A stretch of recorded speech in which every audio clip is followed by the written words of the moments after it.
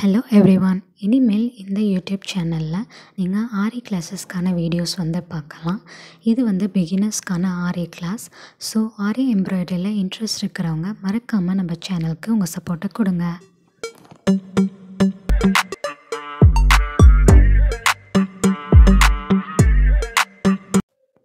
Hello guys, இந்த வீடியோவில் ஆரி கிளாஸ்க்கான preparation தான் பார்க்க போகிறோம். அதாவது பேசிக் மெட்டீரியல்ஸ் என்னெல்லாம் வேணும், அதுக்கப்புறம் கிளாத் எப்படி ஃப்ரேமில் ஃபிக்ஸ் பண்ணுறது அப்படின்றதையும் இந்த வீடியோவில் நம்ம பார்க்கலாம். ஃபர்ஸ்ட் என்ன மெட்டீரியல்னால் கிளாத் தேவை. அதுக்கு சில்க் காட்டன் மெட்டீரியல் வாங்கிக்கோங்க. 1 மீட்டர் உங்களுக்கு சஃபிஷியண்ட்டாக இருக்கும் கிளாஸ் ஃபுல்லாக ப்ராக்டிஸ் பண்ணுறதுக்கு. அண்ட் இதோட ப்ரைஸ் ரேஞ்ச் பார்த்திங்கன்னா 50 ருபீஸ்லேருந்து 500 ருபீஸ் வரைக்கும் இதோட ரேஞ்ச் இருக்குது. குவாலிட்டி பொறுத்து உங்களுக்கு ரேட் இன்க்ரீஸ் ஆகும். இப்போது நீங்கள் ப்ராக்டிஸ் பண்ணணும் அப்படின்னா நீங்கள் 100 ருபீஸ்க்குள்ளே இருக்கிற ரேஞ்ச் வாங்கினாலே போதுமானது. நெக்ஸ்ட் ஃப்ரேம் பற்றி பார்க்கலாம். So 16 inch frame and 18 inch frame aari ஒர்க்குக்காக அவைலபிளாக இருக்குது மார்க்கெட்டில். சின்ன சைஸ் ஃப்ரேம்ஸும் நீங்கள் பார்த்துருப்பீங்க. ஆனால் அதெல்லாம் ப்ளவுஸ்க்கு ஒர்க் பண்ண முடியாது. ஸோ ஆல்ரெடி உங்கள் கிட்ட 16 இன்ச் ஃப்ரேம் இருக்குது அப்படின்னா நீங்கள் அதுவே யூஸ் பண்ணிக்கோங்க இப்போதைக்கு. ஃப்யூச்சரில் சப்போஸ் உங்களுக்கு ஏதாவது ஃபுல் ஒர்க் ப்ளவுஸ் வரும்போது அப்போது பத்தலைன்னா நீங்கள் 18 இன்ச் ஃப்ரேம் வாங்கிக்கலாம். இல்லை இனிமேல் தான் நீங்கள் ஃப்ரேம் வாங்க போகிறீங்க அப்படின்னா உங்களுக்கு 18 இன்ச் ஃப்ரேம் வாங்கிக்கோங்க.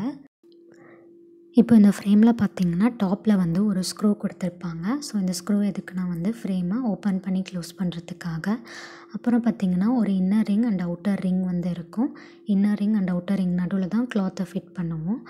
இப்போ இந்த ஸ்க்ரூ நீங்கள் ஆன்டி கிளாக் வைஸ் சுற்றுனீங்கன்னா ஸ்க்ரூ லூஸ் ஆகி உங்களுக்கு ஓப்பன் பண்ணிக்கலாம். கிளாக் வைஸ் சுற்றுனீங்கன்னா க்ளோஸ் பண்ணிக்கலாம். இப்போ நான் ஃப்ரேமை ஓப்பன் பண்ணிக்கிறேன். ஓப்பன் பண்ணி அவுட்டர் ரிங்கை மட்டும் செப்பரேட்டாக எடுத்து நான் வெளியே வச்சிடுறேன்.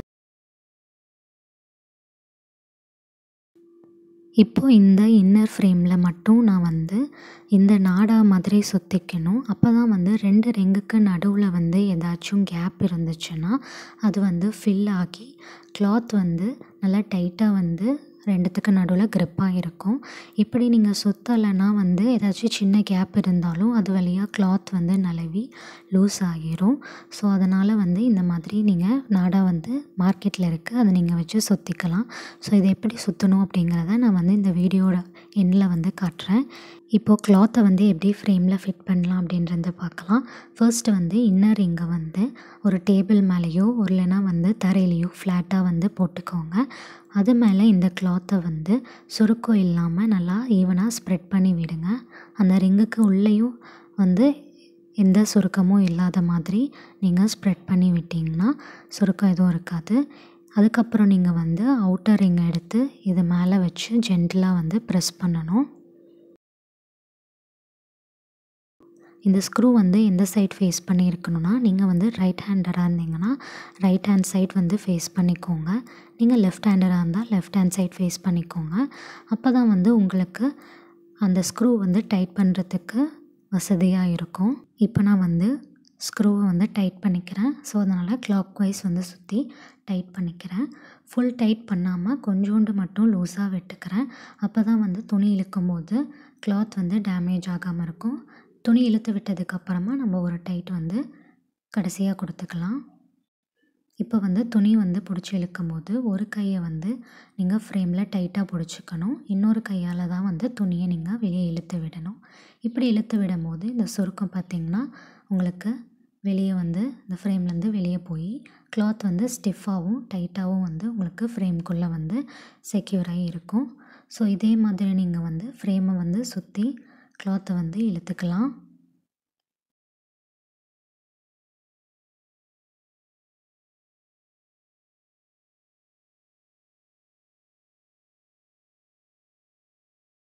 இப்போ ஸ்க்ரூவை ஃபுல்லாக டைட் பண்ணிக்கலாம்.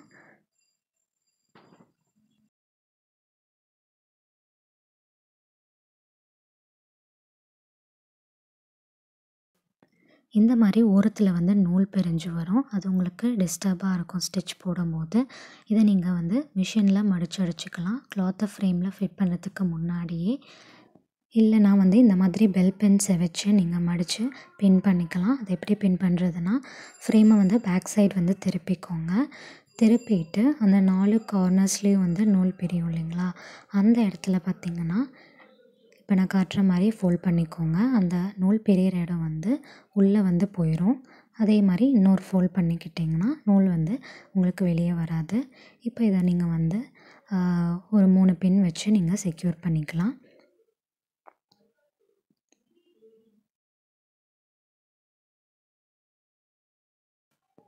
இதே மாதிரி மீதி 3 எட்ஜஸ்க்கும் வந்து நம்ம ஃபோல்ட் பண்ணி பின் பண்ணிக்கலாம்.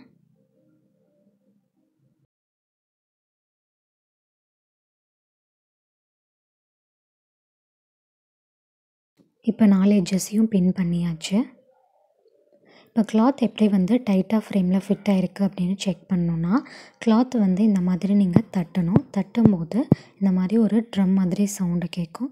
ஸோ அப்படின்னா வந்து உங்களுக்கு கிளாத் வந்து டைட்டாக ஃபிட் ஆகிருக்குன்னு அர்த்தம். இப்போ நம்ம வந்து ஆரி ஸ்டாண்ட் பற்றி பார்க்கலாம்.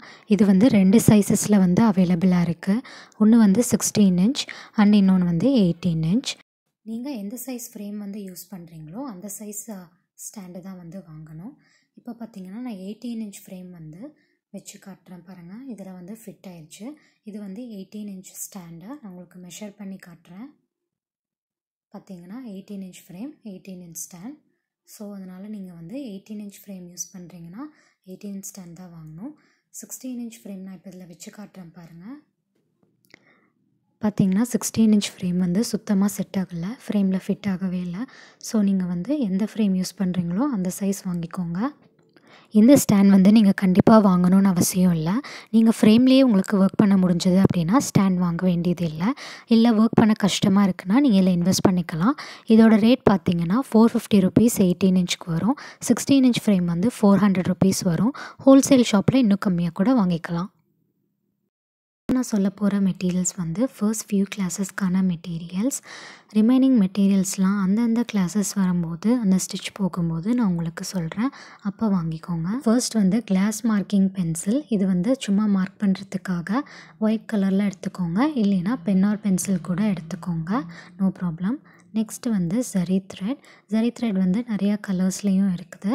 இப்போதைக்கு கோல்டன் கலர் த்ரெட் வந்து எடுத்துக்கோங்க. இது வந்து A1 குவாலிட்டி மம்தா பிராண்டோடது. நெக்ஸ்ட் பார்த்திங்கன்னா ஆரி நீடில் பார்த்திங்கன்னா நிறையா வெரைட்டிஸ் இருக்குது. இப்போதைக்கு துளி பிராண்டில் நம்பர் 14 நீடில் வந்து வாங்கிக்கோங்க. அது 0.5 mm வந்து அந்த நீடிலோட திக்னஸ் இருக்கும். ஆரி நீடில் பற்றி செப்பரேட்டாக வீடியோஸ் போடுறேன். நெக்ஸ்ட் பார்த்திங்கன்னா கட்டர் இல்லைன்னா சிசர்.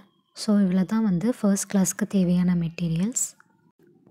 இப்போ வந்து ஃப்ரேமில் எப்படி வந்து நாடா சுற்றுறதுன்னு பார்க்கலாம். இந்த மாதிரி சின்ன சைஸ் நாடா வந்து ட்ரெஸ்க்கு யூஸ் பண்ணுறது ஆல்ரெடி உங்கள்கிட்ட இருந்தால் அதுவே யூஸ் பண்ணிக்கோங்க. இதுக்காக இந்த மாதிரி பெரிய சைஸ் நாடா வந்து வாங்கணுன்னு அவசியம் இல்லை. இப்போ வந்து நான் இந்த பெரிய நாடா வந்து இந்த மாதிரி 18 இன்ச் ஃப்ரேமில் வந்து ஆல்ரெடி சுற்றி வச்சுருக்கேன். ஸோ அதனால் உங்களுக்கு இப்போ இந்த சின்ன சைஸ் எம்டி ஃப்ரேமில் வந்து நான் சுற்றி காட்டுறேன். ஸோ இப்போ இதுக்கு வந்து நான் வந்து ஃபேப்ரிக் க்ளூ வந்து அப்ளை பண்ண போகிறேன். ஸ்டார்ட் பண்ணுற இடத்துல மட்டும் நீங்கள் அப்ளை பண்ணிட்டால் போதும். அதுக்கப்புறம் எண்டிங்கில் அப்ளை பண்ணால் போதும். இடையில எங்கேயும் அப்ளை பண்ண தேவையில்லை. இப்போ ஸ்டார்டிங்கில் அப்ளை பண்ணிவிட்டு அந்த இடத்துல நான் நாடாவை வந்து அதோட எட்ஜை வந்து நான் வந்து ஒட்டிக்க போகிறேன்.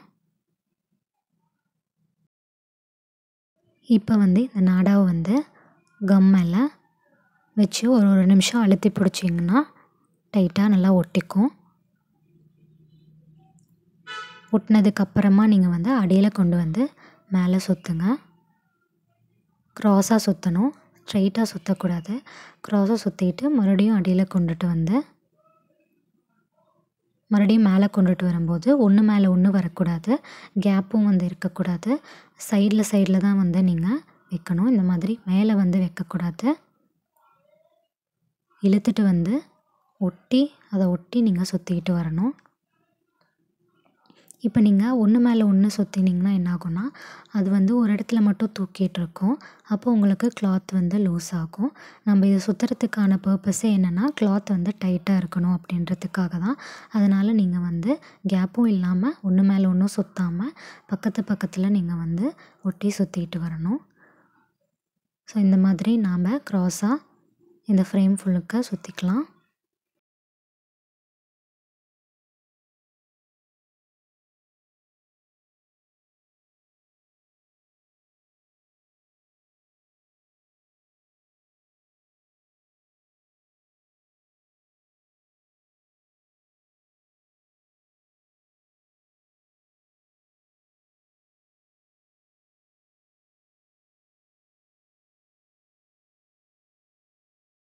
இப்போ கடைசியாக வந்து சுற்றி முடிச்சாச்சு. இப்போ கொஞ்சோண்டு கேப் விட்டுட்டு அந்த இடத்துல வந்து க்ளூ அப்ளை பண்ணி அடியில் வந்து ஒட்டி விட்டுக்கோங்க.